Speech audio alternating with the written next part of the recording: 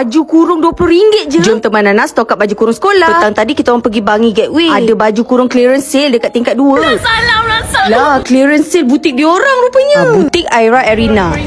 Baju dia yang paling mahal pun RM150. Nasib baik Nana datang hari Jumaat. Tadi masih tak ramai orang, jadi Nana boleh menyelam puas-puas. Nak borong untuk diri sendiri boleh, nak borong untuk orang lain pun boleh. Harga semuanya tak masuk akal. Time ni lah Nana borong banyak-banyak untuk stok baju kurung Nana untuk setahun. Kita kan cikgu, hari-hari kena pakai baju kurung. Dia punya baju kebaya cantik sangat. Pergi kat tempat budak-budak, terkejut Nana, harga dia RM10 je. Walaupun harga dia RM10 je, tengoklah pattern dia semuanya cantik-cantik tau. Tengok pula dekat section baju kurung batik dia. Semua ni RM50 je satu. Hampir 3 jam tau kita orang kat sini pilih baju. Ni kalau ikutkan nafsu, rasa nak beli semua sebab semuanya murah-murah. Yang paling best, diorang ada size XS sampailah plus size. Semua orang boleh shopping baju dekat sini. Kalau datang, bawa je satu keluarga. Berbaloi beli time sale ni. Nana siap borong baju untuk budak-budak Nana lagi. Penat-penat. Boleh ambil air? Sini air. Ya Allah, korang siap ada air. Pedulilah. Ada makanan juga. Servis diorang memang tip-top Boleh ambil susu hati? Boleh. Silakan. Ni yang buatkan kita lagi semangat nak sambung shopping. Langsung tak rugi datang Bangi Gateway hari ni. Banyak sangat kita orang borong. Clearance sale ni sampai Ahad ni je tau. Lebih baik korang datang cepat-cepat sebelum banyak saiz habis. Miro terpaksa tolak Nana sampai ke kaunter. Kalau tidak lagi banyak baju Nana ambil. Total 14 baju Nana ambil baru RM280. Betul-betul jackpot Nana hari sebabkan ni. Total harga Nana lebih RM250. Nana siap dapat spin lagi RM40. Sebelum balik selfie dulu kat photo booth dia. Kita orang siap bawa balik air dengan makanan dia. Memang langsung tak menyesal datang.